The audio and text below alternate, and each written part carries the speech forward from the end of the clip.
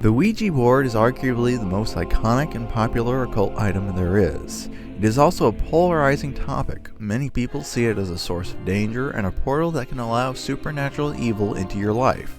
Others believe it to be just a toy like any other. It is a staple of many horror movies which have helped create a pop culture view that dabbling in the occult will inevitably lead to some kind of unpredictable, frightening, or otherwise malevolent outcome. Many people will ask the question, how does the Ouija board work? The brief answer is with a combination of the ideomotor effect, which is subconscious muscle movements, and through some paranormal force. This paranormal force appears to be a product of the humans using the board, and it is what causes the planchette to move sometimes when no one is touching it. This same force can also be used by humans to move larger objects in the practice of table tipping. The man who is predominantly associated with the Ouija board, William Fuld, has little relevance to the more interesting occult history behind the board. Elijah Bond is the person who actually patented the board, but strictly speaking, he didn't invent it either. The Ouija board effectively existed before it became a branded item sold by William Fuld. It was just called a spirit board or talking board instead of Ouija. What Fuld did was mass-produce an item that most people had previously made at home. I simply see Fuld as a businessman who made a lot of money off of a popular product. He was a Presbyterian who ridiculed people who thought that the board was actually supernatural. His son, who continued the Ouija board making business, shared a similar view, that the board was just for amusement and that it wasn't intended to be used in a serious way. William Fuld Sr. also stated that whenever people ask him for spiritual advice, he always referred them to the Bible for answers. The name Ouija is a combination of the French oui and the German ja. The use of these two words that both mean yes essentially comes from the fact that the board will give a yes or no answer to any question. In order to really understand the origin of the Ouija board, we need to go back to 1848, to the very beginning of the Spiritualist movement. Margaretta and Catherine Fox started to hear unexplainable rapping sounds in their house. The Fox sisters believed that this was a spirit trying to communicate with them. This unusual phenomena gained them widespread attention. The Fox sisters sparked what would become an international spiritualist movement. This movement was largely centered around trying to communicate with spirits. Many years later, Margaretta would say this is all hoax. The statement is at odds with many people who are willing to testify to the undoubtedly paranormal nature of the phenomena. Sir William Crookes, for example, was a chemist and a scientist. He discovered the element thallium as well as the plasma state. Crookes described an instance where Catherine Fox rested her feet on his while he held her hands to prevent any trickery from happening. While in this state, Crookes observed a luminous hand appear, take a pencil from him, write something, and throw the pencil down. Needless to say, I believe that this phenomena is quite genuine. As the spiritualist movement continued, people began to practice two different paranormal activities, table tipping and the so-called spirit rapping. Table tipping involves using telekinesis to move tables, and it has been associated with the spiritualist movement at least since late autumn of 1851. It probably existed before that time, as I've mentioned in a previous video, where Tertullian mentioned in chapter 23 of his book Apology that there are sorcerers that make tables divine. The term spirit rapping is a bit misleading though. It is not the case that all paranormal rapping is caused by a spirit. One of the ways that people would use to communicate with an invisible force involved moving a pencil over a card that had the alphabet printed on it. When the force wished to indicate a letter, it would knock when the pencil reached that letter. In this way, messages could be spelled out letter by letter. Another early method to get messages was the invention of a man named Pease. It was called a spirit telegraph and functioned similar to a scale. The hands were placed on a board, and the pressure on the board moved a dial. On the dial were numbers, letters, yes, no, and other useful things.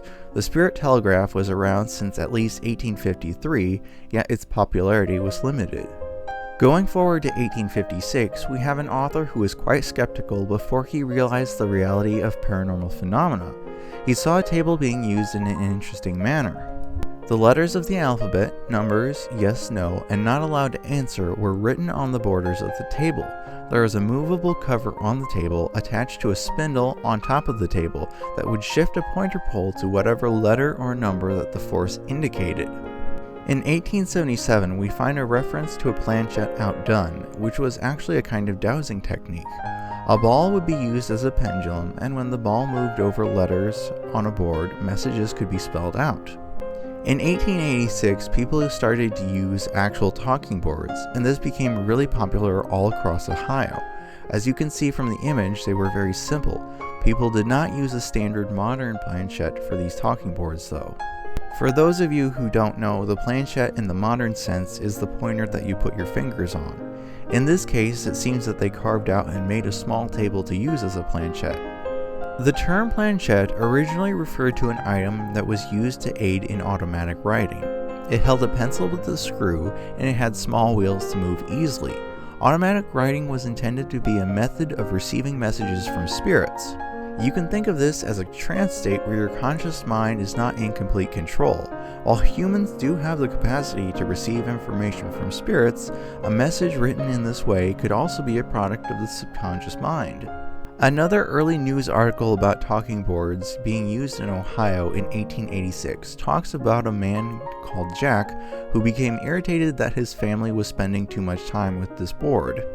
He left on a journey, and during his absence, his family could not find the board and simply made another. The family asked the new board what had happened with the old board and received the answer that Jack had burned it.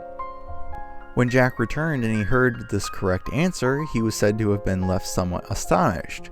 You can see from the picture that they are literally using a small table as a planchette. This likely comes directly from the previously mentioned practice of table tipping.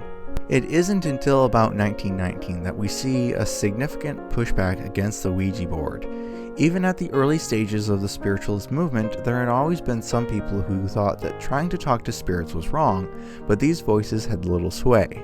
Pope Pius X commissioned a man called John Godfrey Ropert to warn. In his book, Ropert cites a Dr. H. Carrington who states that automatic writing can directly lead a person to become insane for all intents and purposes. Carrington continues and says that he believes that there are many hundreds of people who are sent to the asylum as a result of using the planchette board. Obviously, wild speculation about the amount of people who have been affected like this is not really appropriate. It would be better to start doing interviews and make an informed estimate if he wished to illustrate the scope of the problem. Ropert himself claims that he has the names and addresses of 3 people who had to be sent to the asylum as a result of spiritualistic practices that had brought about a state of dementia.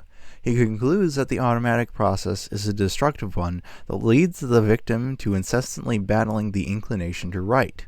Generally speaking, though, people can be taught a psychic ability without significant risk if it is done in the correct manner and they are mentally balanced and grounded to begin with.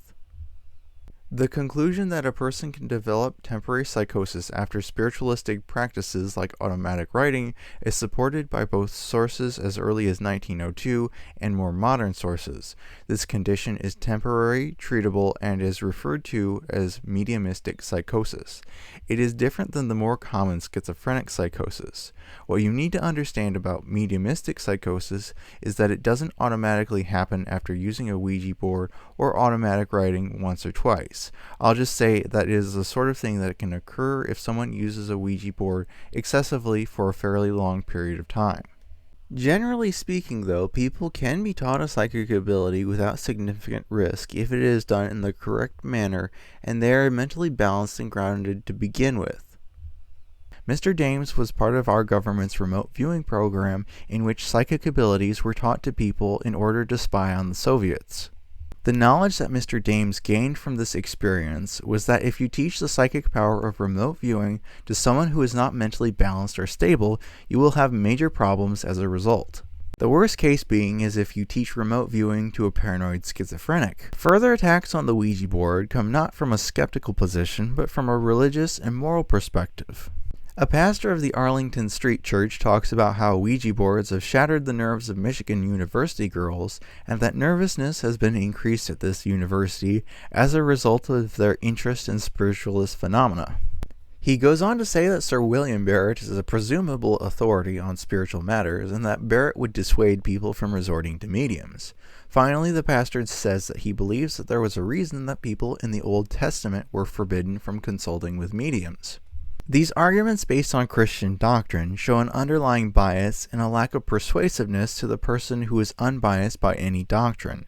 They rely on the appeal to authority fallacy. This pastor, Sir William Barrett, and the Bible are all presumed to have authority on the topic of spirituality without any significant supporting evidence provided here. Interestingly, the greatest negative outcomes associated with the Ouija board here are just being frightened and nervous. If it was believed at this time that more severe outcomes like demonic possession were believed to be likely or possible, it would make sense to mention them here as well. Further context is that between 1918 and 1919, there was a significant increase in the amount of Ouija boards sold. Obviously, people were buying these boards to try to contact the spirits of loved ones who died during the war. Once Prohibition went into effect in 1920, even more people bought Ouija boards so they could have some entertainment at parties, even without alcohol. Also in 1920, a prominent evangelist named Paul Rader made a sermon against spiritualism, smoking, evolution, and other subjects that he didn't like. He makes polemic statements about how the Ouija board is the work of the devil and that in the last days, those who take up spiritualism will be devil worshippers. Obviously, these statements aren't about objective facts, but rather about personal beliefs. Even though the spiritualist movement is unquestionably based on Christian roots, its existence will be viewed as a threat to other denominations because it's centered around easily observable and compelling paranormal phenomena. These attacks against the Ouija board and spiritualism more broadly were not particularly successful yet, because America's view of the Ouija board was still one of flirtatious fun. This Norman Rockwell painting of a couple playing the board was the cover of the May 1920 issue of the Saturday Evening Post. The Ouija board had another major spike in popularity during World War II. This was due to a combination of marketing and the desire of many people to contact the spirits of family members who died during the war. The Ouija board had another major spike in popularity in 1967 due to a print and radio advertising campaign on top of a national atmosphere of uncertainty due to the Vietnam War. During this time, the Ouija board had 2.3 million copies sold, which outsold even the popular Monopoly board game. During this time, a young PFC by the name of Hawthorne played the Ouija board while on leave in Texas. He asked it if he would be killed in Vietnam, and the answer that he got from it was yes. Obviously, he was scared. He was killed in action on August 16, 1967. It turns out that the board was right. The pop culture view of the Ouija board as being a gateway to evil and demonic possession has been shaped by the fictional movie The Exorcist, which was based off the novel by the same name written by William Blatty. This movie and novel were inspired by a real exorcism in 1949. The actual facts of this exorcism have been widely misreported. As an example, the boy that was supposedly possessed definitely did not live in the house at 3210 Bunker Hill Road in Mount Rainier. The exorcist that was involved in this case, Father Halloran, was interviewed by author Mark Opusnick. In this discussion, we learned that the boy that was supposedly possessed did not change the tone of his voice, or exhibit superhuman strength, or understand any languages other than English. Instead, he simply mimicked the Latin that the priests were speaking. The priests noted that there were marks on the boy's body, but did not check his fingernails to see if he made them himself. There was no significant evidence that the boy was actually possessed, only evidence that he was emotionally disturbed and rather cruel. William Blatty was inspired by a factually incorrect story in the Washington Post about the successful exorcism of a boy in Mount Rainier. Blatty was not inspired to make a documentary or a well-researched factual account of the real events. Instead, he decided to write a fictional story with the message that God exists and the universe itself will have a happy ending. We don't have much of a happy ending in the real world, though. The association between the Ouija board and demonic possession, fueled by Blatty's novel and film, has created the widespread belief that the Ouija board is the gateway to supernatural evil. This current view is far from the much more positive origin that it had in Christian spiritualist circles. More generally speaking, the cultural impact of the film The Exorcist was significant. It caused fear in many people that the demonic influence was everywhere. William O'Malley was a Jesuit priest who had a role in the film, and he was teaching at a Jesuit high school when the movie came out. People started to call him, pleading him to exorcise their demons, their kids' demons, and even their cats' demons. Before the film, there was a desire in the Catholic Church following Vatican II to help modernize the religion in the hopes that they wouldn't lose the younger generation. A Catholic novelist, Flannery O'Connor, noted that the attitude at this time was that the belief in the supernatural was an embarrassment. Despite being a work of fiction, the film The Exorcist changed our cultural views about the supernatural and emboldened the conservative Catholics that wanted to reverse the modernization of the Church. The increased fear of demonic forces that resulted from this film obviously contributed towards what would become the Satanic Panic. Father Richard P. McBrien pointed out that the Catholic Church's decision to allow an exorcism to be televised for the ABC show 2020 was to bring back old-time religion. It was a political decision meant to bring back certain beliefs that the Catholic Church was the one true church with all the answers to the important questions people have about life and the hereafter. This renewed belief in demonic influence in the world has had a negative effect in the lives of the previously mentioned people who have become irrationally fearful and started seeing demons everywhere, but there is also a deeper and darker impact for some people. I've talked in previous videos about the role of culture, theological beliefs, and suggestion in creating phenomena that is labeled demonic influence. One of the more well-documented examples of this is the case of Eleanor Zugan. She bought some candy with a coin that she found on the ground. She was told by her grandmother that the money was from the devil, and that since Eleanor ate the candy, the devil would be in her forever. The very next day, paranormal occurrences began to happen in the house. As time progressed, Eleanor was bit and scratched by some unseen paranormal force. This force abruptly disappeared when Eleanor started to become more physically mature. Putting it simply, one can manifest paranormal phenomena that is pseudo-demonic under the right conditions. This is similar, in my opinion, to the well-documented placebo effect, in which the mind can cause physical changes in the body as a result of the person's belief. I also want to talk about one of the more bizarre cases that has happened in relation to the Ouija board. This event was in 1979 and became known as the Miami Aerospace Academy Incident. This school was located in Florida and was primarily filled with Cuban immigrants. It was run in a strict dictator-esque manner by Evaristo Marina, a Cuban immigrant himself. If the students were not sufficiently obedient, they would be hit by a 38-inch long cricket bat. It was because of this strict disciplinarian atmosphere that students turned to the occult for escapism. Signs of Santeria like dead chickens and blackened pennies began to be found on the grounds of the school. What would later be called a mass possession or riot started out on a Thursday afternoon. A 13-year-old girl was found sobbing in one of the girls' bathrooms. The biology teacher Patricia Murphy sent for a school administrator to take care of the girl and led her students to a nearby classroom. In this classroom, she heard sounds of girls crying and boys kicking. When her group of students heard this commotion, they ran for the door. Panic had begun to spread. The friends of the girl who had been found in the restroom were now hysterical, and this began to spread to Patricia Murphy's students as well. Yosef Wolf, the new disciplinary officer, who thankfully didn't believe in hitting students, was leading a group of students across the yard outside when he heard this commotion. He saw a teenager fall through the glass of a second-floor window and land on the roof of a school bus. While a fall like this would normally give someone a serious injury, surprisingly no one during this whole ordeal was seriously injured. When the teenager got up, Wolf tried to hold on to him. Reportedly, the student turned his head like from the movie The Exorcist, and his eyes had turned bloodshot red with no pupils. He growled like a dog and shouted at Wolf to leave him alone. Despite the fact that Wolf was a full-grown adult and in the best shape of his life with 16-inch biceps, he found that this teenager was much stronger than him. The teenager grabbed Wolf, but he managed to break free.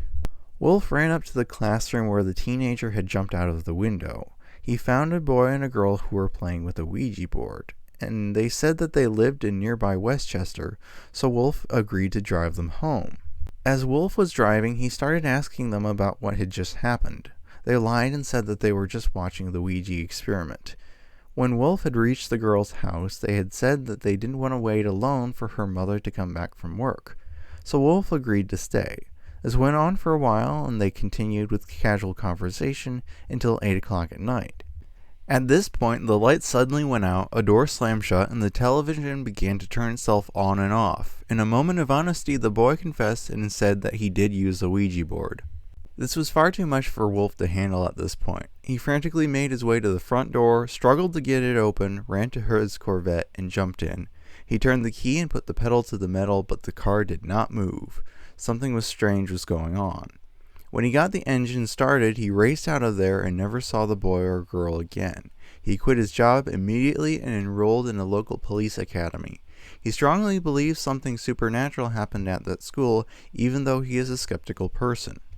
It doesn't make much sense to start playing a Ouija board when the school rapidly is devolving into chaos around you. Most of the students just had the natural concern of trying to get out. It makes much more sense to put the Ouija board at the beginning of the events and say that something happened during the Ouija board session that caused the girl to run into the restroom and start crying. Then the girl went on to cause a hysteria that spread throughout the school. At some point after the hysteria began, a boy who was also at the Ouija board session jumped through the window and encountered Joseph Wolf. So if we use this reasonable version of events, we can say that the hysteria was created by the use of the Ouija board. This version of events seems to be backed up with an article from the Miami News. A teacher reportedly said that this all started when several students were playing with a Ouija board. The students also said there was a spirit inside the Ouija board. There was also a theory that was set forward that hypnosis somehow led to this rampant chaos, but that is easily disproven by a basic understanding of how hypnosis works. Unfortunately, we don't have enough details to determine what exactly the paranormal force that caused some of these issues, whether it was some sort of unpredictable psychic force or an actual spirit that was unleashed. What we do know for sure was that the disciplinarian atmosphere, the anti-homosexual bigotry, and the obsession about fighting immorality that pervaded the school backfired spectacularly. Later reporting about the school exposed a recurrent problem of sexual abuse, and this information was outright dismissed by the school's owner, Marina. This hysterical incident itself actually occurred before the Satanic Panic truly started. Continuing with our study of history, the Ouija board came under even more scrutiny as a changing society created what became known as the Satanic Panic. The origin of the Satanic Panic essentially started with the book Michelle Remembers that was published in 1980. This discredited book is centered around Michelle Smith and memories involving satanic abuse that were supposedly recovered under hypnosis by her therapist Lawrence Padster. A book with similar themes was published earlier in 1972 called The Satan Cellar. In this book, Mike Warnke claimed that he led a group of 1,500 Satanists in various lurid rituals before he converted to Christianity. This book was also later found to be fiction. The 1968 film Rosemary's Baby, the 1973 film The Exorcist, and the 1976 film The Omen were all popular movies that had satanic themes. In his book Satanism, Joseph P. Laycock notes that the patients hypnotized to recover memories of satanic ritual abuse, quote, seemed to be recalling scenes from these films. There was a survey of thousands of psychiatrists, psychologists, clinical social workers, attorneys, police departments, and social service agencies. They could not find a single case where there was a clear corroborating evidence for the popular claim that there was a well-organized satanic cult committing this kind of ritual abuse or murders. There have been isolated real incidents of ritual abuse. However, we should remember that ritual abuse does not just happen in an occult context. It also happens in the context of mainstream religions like Christianity. Exorcism is a ritual, which is why mistreatment and the resulting accidental deaths that happen during exorcisms fall under the category of ritual abuse. The last factors that contributed to the Satanic Panic was the very real desire of Christians to spread a message that aligned with their beliefs but was demonstrably false, the murders committed by the Manson family cult, and the rise of Anton LaVey's brand of atheistic Satanism.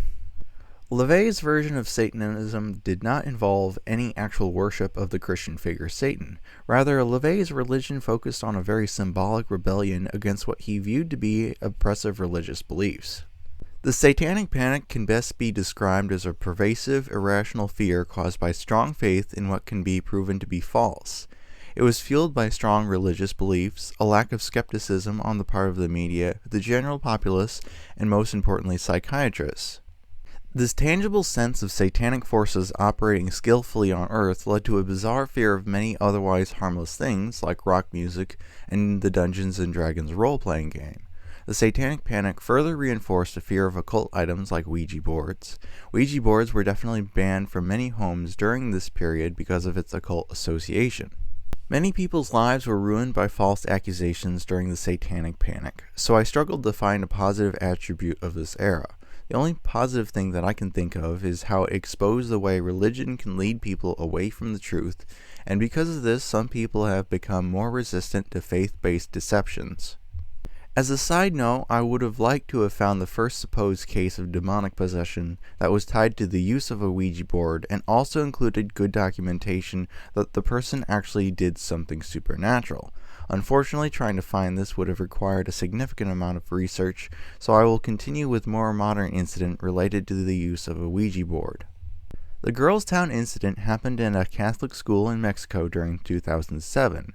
We can trace it back to one of the students at this school finding a magazine that described how to create a Ouija board. The names of these girls associated with this incident have been changed to protect their identity, by the way. Maria was a natural leader who was known in her hometown to worship Santa Muerte, or Saint Death. She was also alleged to have witchcraft abilities. Regardless, she was the one who made a Ouija board and started using it with other students. Once they started using the board, strange things started to happen in the school. As an example, one of the students was alone in a bathroom and heard a toilet flush. There seemed to be no natural explanation for this incident. To understand why these events played out the way that they did, we have to understand that these students were under oppressive conditions. The girls were only allowed to go home for 2 weeks in the summer and 2 weeks at Christmas. They could receive letters but not write any, and the mail was screened. Emotional connections and most physical contact was discouraged between students and the staff. If it was found that a certain floor mother was getting too close to a certain girl, they would be reassigned and separated. If there was the merest hint of affection between two students, they would also be separated. It was the implicit assumption that strict discipline and Christianity was needed to help lift these children out of poverty. The consequences of these unreasonable conditions would be disastrous, though. Interviews with the children revealed an attempt by Maria to use paranormal influence to get the team that her friend Liz was on to win in an important basketball tournament. Liz's team did win. As other students began to hear of this, they began to get very upset. After all, both cheating and using magic was forbidden. Students complained about this continuously until it reached the Mother Superior. After a search was done, they found Maria's hidden Ouija board and decided to expel Maria from the school. Maria was taken from her dorm and held alone in a separate room. At some point, something happened and a piece of Maria's finger was severed in a door. The official story was that wind blew the door shut, but we won't ever know for sure what happened in that room. The result was inarguable, though. There was blood everywhere. As Maria was being escorted out of the school, she had met a group of her former dorm mates. When interviewed, these girls said that Maria had done some kind of curse. The exact wording is not known, but it went something like this. Every one of you in my generation who accused me or thought badly about me will fall sick. You will be sick in your legs, you will not be able to walk, you will be cursed. The word of this curse spread throughout the school, and things began to get even weirder. The distinction between reality and hallucination started to get blurry. The students began to get sick and unable to walk. Late one night, Mother Satali was helping the girls by massaging their legs, and the next day, Velasco and the other girls in this room decided that they had been visited by the Virgin Mary. At the height of this outbreak in March of 2007, the Sisters Mary tried to reach Maria's family in an attempt to see if the alleged curse could be lifted. This was impossible, though, because Maria's family had moved and left no forwarding information. It is worth noting that for an unquestionably Catholic organization to decide to seek help from an alleged witch, the default strategy of faith and prayer would have to fail first. Thankfully, modern psychiatry would solve this problem. The federal government sent a psychiatrist, Loa Zavala, to investigate the matter. Many of the children were experiencing psychosomatic illnesses. Some of them had dissociation, others multiple personalities, and one girl even had hysterical convulsions. The girls began to gradually recover though, as Loa Zavala talked to them and found out what were the psychological triggers that led to these physical symptoms. She explained that hysteria is contagious. It can be transmitted by seeing and hearing symptoms in others. In this process, you can start to have actual physical symptoms start appearing in yourself. I talked about something similar to this in a previous video where a person who was watching a significant amount of deliverance videos, which are like mild exorcisms, and he became seriously unwell as a result. Since this was a Catholic school, Sister Chung decided early on to have a priest perform an exorcism, but this clearly didn't work. She also tried some sort of traditional Chinese treatment that involves sprinkling plant powder on the students and lighting it on fire. Obviously this didn't help either. Such attempts were clearly grasping at straws from a place of ignorance. A final report signed by Loa Zavala, along with other scientists and doctors, concluded that this incident was a psychogenic disorder consistent with conversion disorder. Loa Zavala added that through these symptoms, these girls were trying to say something and trying to evoke change. Cases like these help us understand why witch trials and so-called mass possessions happened in history. The same conditions of a very strict religious atmosphere have led to hysteria symptoms that resemble a witch's curse or demonic possession. Christianity then bears some responsibility for causing such mass hysteria events that inflicted a serious amount of suffering on people. Going forward to 2011, we have a story about an alleged possession in Pilate, Belize. 3 girls had snuck into a classroom and secretly played with a Ouija board. A student said that one of these girls was sent home because during Mass in the afternoon, whenever she heard the words God or Jesus, she started to scream in a man's voice. This news story concludes that a reliable source said that the girl was observed floating in the air while her skin badly burned when holy water and a rosary touched it. I question the veracity of these specific details, though. It would be appropriate for a journalist to mention who this reliable source is supposed to be, or at least what position they are in to know such information. Next, in 2013, we have a story from a Marine who was the reason why Ouija boards were banned from Courthouse Bay in Camp Lejeune. He used a Ouija board with his roommate for 3 days straight. He says that the board was very fond of his roommate and that the planchette would point at him whenever he was in the room, regardless of whether the roommate was using the board or not. This Marine says that he snapped the board in half when it started becoming aggressive and counting down. People didn't take it seriously until his roommate started having violent nightmares and waking up with large bruises. He watched scratches appear on his roommate's back. After they left, someone was allegedly possessed and thrown around in his room. Word got to the chaplain that they had used a Ouija board, and that the problem must have been bad enough to get the attention of the colonel in charge at the time. As a result, Ouija boards were promptly banned for all of Courthouse Bay. We have another person's account of the same event that provides more details as well as a picture of the order that banned the Ouija boards. This person begins with stating that a few Marines were goofing around with a Ouija board and that it started freaking them out so that they burned it. Strange things happened within the next week though. Screaming was heard from the woods. Female Marines woke up in the middle of the night to find the door wide open and their underwear pulled down to their ankles. Remote controls were seen spinning and being hurled across the room on their own. Chairs rolled around on their own, and the voices of little girls were heard in rooms. Fire watch was doubled, and a permanent sitting post was put in place in front of the female barracks room. I presume this was with the expectation that they would catch someone who was messing with the women. However, the same problems kept being reported, like doors opening and slamming on their own, etc. We don't have any details about if something was done to stop the paranormal activity or if it went away on its own eventually. Presumably, since the chaplain was mentioned to have been involved, there was some sort of blessing done. Interestingly, the one account said that the board was snapped, and the other account said that the board was burned.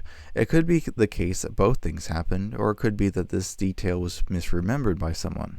I think at this point I should mention something important. This is an excerpt from the book about the Philip experiments. These experiments involved a group of people who created a fictional story about a person called Philip who died and became a ghost. The point of these experiments was try to interact with this fictional ghost in a way that made him real. They were successful and achieved intelligent responses to questions in the form of paranormal raps. At one point, they decided to move the location where they were interacting with Philip, but Philip showed resistance to this idea. Al was living by himself in the original room that they used to interact with Philip. When he left that evening, Philip's table was at the far end of the living room near a window with a chair against it. When Al came back later, the chair was overturned and the table had traveled across the room and into a hallway. This seems to indicate that Philip was capable of acting independently and in opposition to the demands of his creators under certain circumstances. Many people make the assumption that they are using the Ouija board to summon or conjure spiritual beings that existed somewhere else in a spiritual realm, even if no one has observed them yet. However, we can only know for certain that something exists when we observe it. Anything that is beyond our observation is beyond certainty. Something can exist even if we haven't observed it, but we have no reason to believe that a distinct spiritual entity exists until we observe it. Assuming that a spiritual being existed before its presence was first observed at a Ouija board session is problematic then if we consider the fact that we can create spiritual beings through our actions. We also know that from quantum mechanics that to observe something artificially forces certainty to occur, in the sense that the observation collapses the wave function. The result is that when we start looking for particles, we have the result of finding particles, and looking for a waveform will result in finding a waveform. With all of this in mind, I wish to propose a theory. My theory is that the reason that the Ouija board was so fixated on the roommate in the Camp Lejeune case was because this roommate was in some way acting as the creator of the paranormal phenomena. The fact that the activity continued after they left is no different than the Philip example I just provided. You can now begin to understand the scope of the potential problems that we can face, but I wish to further refine our understanding. The scientific report of so-called possession that I'm showing here is very interesting. This woman showed various paranormal phenomena that matches up with the Christian understanding of demonic possession. However, there are two major things that undermine this conclusion. The first is that a sedative reduces the frequency of possessions. If a problem can be treated with medication, then it is a problem that originates within the body itself. The second major thing is that she was given water to drink that she did not know was holy water, and she had no reaction to it. This is even more interesting because she had a bodily reaction to contact with holy water aside from this instance. Likewise, she somehow caused with a paranormal force for religious articles to disappear or be destroyed. The failure to react to holy water shows a lack of consistency. One would expect that if she was literally possessed by a fallen angel, then it would behave consistently. The priest in this case concluded that it was a spirit, not a demon, that was possessing her because of the holy water issue. This is not a satisfactory conclusion because there would be no reason for a spirit to act in an inconsistent manner either. If holy water was never effective, then a spirit would have never showed any reaction to it. This holy water issue and the effectiveness of medication in reducing the frequency of the so-called possessions leads me to the conclusion that the phenomena definitely originated from within the patient and not from an external force. As you can see, the ability for humans to create pseudodemonic paranormal phenomena, as well as our ability to create mass hysteria events, can explain why many of the things that happened in history and why some things still happen today. Next, in 2014, there was a 300% spike in search results for Ouija boards due to the movie Ouija. In 2016, the prequel film Ouija: Origin of Evil caused a similar but smaller spike in interest. Both of these movies were produced in part by Hasbro Studios. Hasbro owns the Ouija board. It was falsely reported by some journalists that there was a 300% increase of sales of Ouija boards, which is very different from an increase in search results. In 2014, it was reported that 3 Americans in Mexico were possessed after playing with a Ouija board, and this caused them to be hospitalized. It was later reported that one of the teenagers, Alexandra, had taken brugmansia, a poisonous plant with hallucinogenic properties. It is because of cases like these that I prefer to use the term alleged possessions, because in many cases we have limited information from news articles, and it's not absolutely certain that the person was really possessed. It was not explicitly stated that the other 2 friends had also taken this substance, but I suspect that this was the case. The paramedics administered painkillers, anti-stress medication, and eye drops, which seemed to calm these Americans down. Given the information that we have, I obviously don't believe that they were actually possessed. In 2015, we have another alleged possession. This time, a teenage girl in Peru used a Ouija board app on her phone with her friends. After she returned home to her parents, they noticed that something was not right with her. She began convulsing, foaming around the mouth, and shouting for the devil to leave her alone. She was committed to a psychiatric ward. We don't seem to have any medical diagnosis for this case, so it's unclear what happened here as well. In 2016, it was reported that almost 100 school children in Peru were thought to have been possessed by the devil. There were widespread convulsions, fainting, and hallucinations. It was stated that the locals believed that this was a case of demonic interference and that some children must have played with a game like the Ouija board that invoked demons. The wording of this statement is very important because there seems to be no evidence that a Ouija board was actually used. We do know that this was another case of mass hysteria. Next, in 2017, roughly 20 students at a school in Lloro, Colombia, started screaming and writhing on the ground after using a Ouija board app on their phone. The mayor of Lloro stated that the doctors did not find a scientific reason for their behavior. I don't think that conclusion is really accurate, though, because the symptoms clearly fall in line with hysteria as well. Going forward to August of that same year, we see the direct consequences of this incident. The Sucre Police Department posts a video on Facebook warning people about the dangers of esoteric games like the Ouija board and Charlie Charlie. This sort of thing is very reminiscent of the Satanic Panic that happened in the US. Regardless, it doesn't make much sense to refer to the Ouija board as an esoteric game. Esoteric refers to knowledge that is restricted to a small group, hidden knowledge that is not easily found. Knowledge about the Ouija board and how to use it is commonly known, which it means is the opposite of esoteric.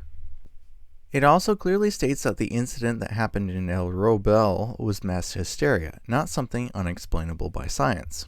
Another mass hysteria incident happened in Peru in 2018. The daughter of a teacher brought a book of black magic and a Ouija board to school. She encouraged fellow students to play the board, and as a result, roughly 27 students became affected. Symptoms included becoming incoherent and spasming on the ground.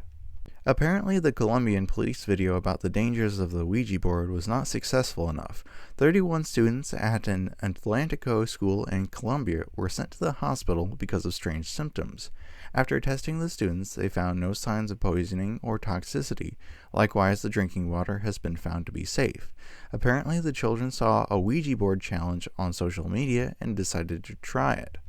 Another incident happened the same year in Cali, Colombia. Originally, it was thought that the school children had somehow been poisoned, but only later they found out that the children who had symptoms like fainting and deafness had used a Ouija board. Finally, we have another case from Sucre, Colombia, this time in 2023. The article states that there were 28 school children taken to a hospital for fainting, anxiety, and other symptoms. Again, this was a case of collective hysteria that came as a result of playing the Ouija board. Since we have a considerable amount of evidence that mass hysteria events can be caused by Ouija board use, it is worth asking why this is the case. First of all, the reason why I'm using the term hysteria is because many people understand what it is. If we ask healthcare professionals to give diagnosis for such events, they will likely say that it was a mass psychogenic illness and conversion disorder that caused such symptoms. When you have physical symptoms that appear as a result of something that is held in your mind, that is what conversion disorder is. There are factors that can lead to conversion disorder like abuse, especially in early childhood, being exposed to a recent stressful or traumatic event, and having another mental health condition like anxiety or depression. So we can conclude that the most likely reason in this context that people show signs of having conversion disorder, or what historically has been called hysteria, is because they had some sort of unusual anxiety or stress during the act of using the Ouija board. This stress seems to resurface in the form of physical symptoms fairly soon after using the board. Given the evidence that we have, this is a very plausible and reasonable explanation, and also would explain why people who have extensively used the Ouija board but were not stressed do not become victims of so-called possession. I want to be clear that specific cases may have different explanations upon closer inspection, and that I am not outright dismissing the ability for paranormal forces to affect us. I'm simply making a reasonable conclusion based on the information that is available to me. People have the tendency to talk about the Ouija board as if it is an object with intelligence and paranormal influence. This is understandable but incorrect. The board itself, when taken out of the box, has no more inherent paranormal influence than any regular board game. It is not the Ouija board that interacts with the spiritual realm, it is you. The board is just a tool. Many people hold the belief that using the board is extremely reckless and dangerous. Obviously, this is not a nuanced position. The reason why people come to this conclusion is in part due to cultural and theological influences. The use of the Ouija board is a derivation from spiritualist practices. Spiritualists had a much more positive view of the spiritual realm. Many people today are influenced by negative connotations and seem to not realize that interactions with the spiritual world through spiritualist methods can be used to achieve good things. As an example of this, there is a story listed in the Spiritualist Telegraph, Volume 1 in 1812. The man mentioned here is a neighbor of the author. The man's wife was away at the time, and the man asked the spirits about her health. The spirit of his mother informed him that his wife had a toothache. His brother's spirit also confirmed this information. The man asked his brother's spirit if the spirit could try to cure the pain, and the response was that the spirit would try. When the man's wife returned, he asked her about her health. She informed him that she had a toothache, which abruptly stopped and did not return. The time she had mentioned that this stopped was the precise hour that the spirit said it would try to help her pain. I also mentioned in my video about the Sorak group that there were several times that the spirits they contacted showed that they genuinely cared about the Sorak group members. They also used the Ouija board to contact these spirits without any negative consequences. I don't say these things to encourage people to use Ouija boards. I just want to give people the most nuanced and accurate understanding that I can. People are fond of saying that you shouldn't mess with things that you don't understand in relation to the Ouija board. I understand why they say this, because there will always be someone who will do stupid, dangerous things, especially if they get attention for this behavior. The element that is not typically addressed is the human desire to interact with the spiritual realm and to know more about it. These are the two reasons that people will continue to use the Ouija board, and we should not immediately dismiss these things because they are both valid. A blanket condemnation is not appropriate. What is needed is a set of guidelines for interacting with the paranormal in a responsible and beneficial way. A short book published in 1919 called The Ouija Board, God's Inspired Telegraph. I am showing you the beginning and the ending of this section. This juxtaposition between a divine view of the board and today's demonized view of the board illustrates how the Christian worldview tends to separate everything into dualistic terms of good and evil. These sort of religious biases can blind us to the truth that some things are actually just neutral and could be harmful or beneficial based on the circumstances. If someone says they had an experience with a Ouija board and concludes that it is hopelessly dangerous, it could be similar to saying that horse riding is hopelessly dangerous because you keep falling off. Most people aren't very good at riding horses anymore, and most people aren't given good training on how to use a Ouija board either. We could also say that treating both the Ouija board and horse riding as a drunken parlor game is dangerous.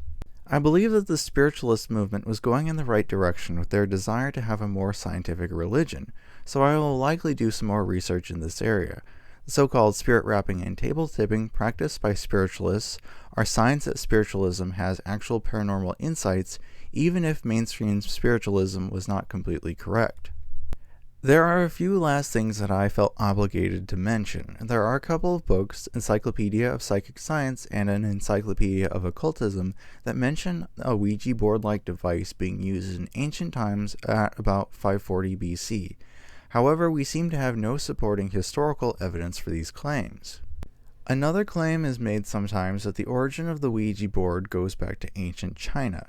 The practice of Fuji, or using a planchette to write in sand, is not really similar to the Ouija board because it's actually a type of automatic writing. Finally, you've already probably noticed that I didn't mention anything about the alleged Ouija board demon called Zozo. I'm not at all convinced that Zozo is a real being, and I didn't feel like making a long tangent about that topic would be particularly useful. Zozo seems to be a modern personification of what we as a society fear most about interacting with the spiritual realm with the Ouija board. In many ways, it's become a boogeyman figure that people use to scare children. People will go back into history and point out that there are mentions of a demon named Zozo. That certainly isn't compelling evidence in my book. There are many figures like Baba Yaga, Thor, Apollo, and Hercules that are mentioned in history, but that obviously doesn't mean that they were real. This is a ridiculous fallacy, really, because people in history were generally more superstitious and understood less about the world than we do today. Likewise, the Aztecs believed that sacrificing people was a good idea, but we are well informed enough now to understand that that was just barbaric superstitious nonsense.